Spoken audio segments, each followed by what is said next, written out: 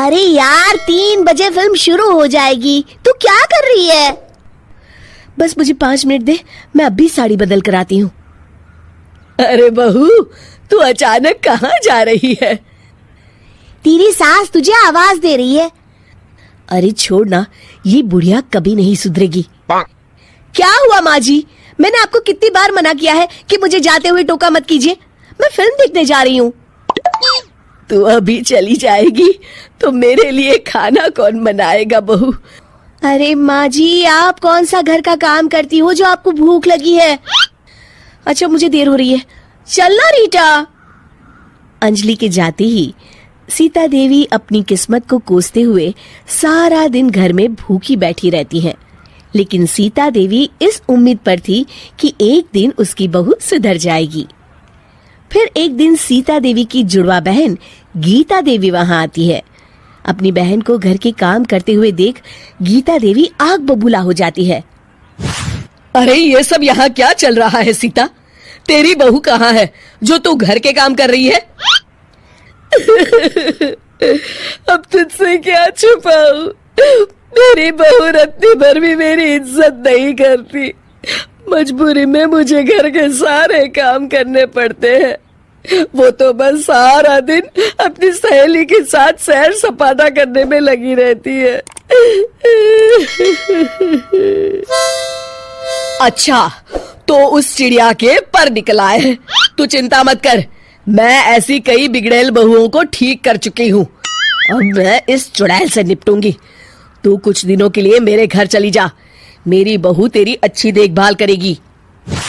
फिर दोनों बहनें आपस में साड़ियां बदल लेती हैं और सीता देवी अपनी बहन के घर चली जाती हैं। देर रात अंजलि जब घर आती है तो अपने कमरे का नजारा देख उसकी आंखें फटी की फटी रह जाती है। हे राम, मेरे कमरे का एसी कहाँ चला गया? और मेरा 56 इंच का एलईडी टीवी कौन ले गया? अच्छा, तो ये सब इस बुढ़िया की कारस्तानी है। अभी इसे बताती हूँ। ये सब क्या है माँ जी? आपकी हिम्मत कैसे हुई मेरे सामान को हाथ लगाने की? क्यों बहू, ये सारा सामान तूने तेरे पिताजी के पैसों से खरीदा है क्या? हैं? लगता है तू भूल गई कि ये सारा सामान मेरे पैसों से आया है, इसलिए मैं अपनी सारी चीजें अपने कमरे में उठा लाई। तुझे कोई एतराज है? चल जा यहाँ से, सीरियल का मजा किरकिरा मत कर। गीता की बातों का कोई जवाब नहीं बनता देख अंजलि अपने दांत पीस कर रह जाती है। अगले दिन रीटा और अंजलि शॉपिंग पे जाने की तैयारी करती हैं। अंजलि जैसे ही अपनी स्कूटी पर बैठती है तभी गीता देवी स्कूटी की चाबी निकाल लेती हैं। अरे ये स्कूटी कहाँ लिए जा रही है? ये भी मेरी कमाई की है। माँ जी, ये तो आप हद कर रही हैं। मैं बाहर पैदल जाऊंगी क्या? हाँ, पैदल जा। वैसे भी तुझे घूमने का शौक है, मुझे नहीं।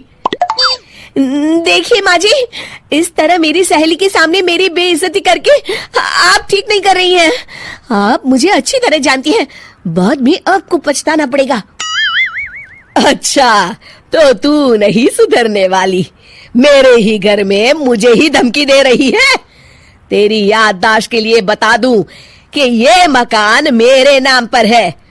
अब तू देख, मैं आज ही अपने बिल्लू वकील को बुलाकर ये सारी जायदाद अनाथालय को दान कर देती हूँ, फिर तुझे एक ढेला भी नहीं मिलेगा।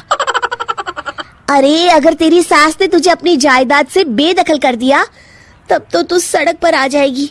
मैं तो कहती हूँ चुपचाप अपनी सास से माफी मांग ले अंजलि।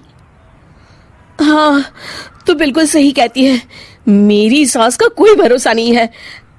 अरे नहीं नहीं माँ जी, ऐसा गजब मत करिए। आज के बाद मैं आपको कोई तकलीफ नहीं दूंगी और घर के सारे काम ना मैं ही कर लूंगी।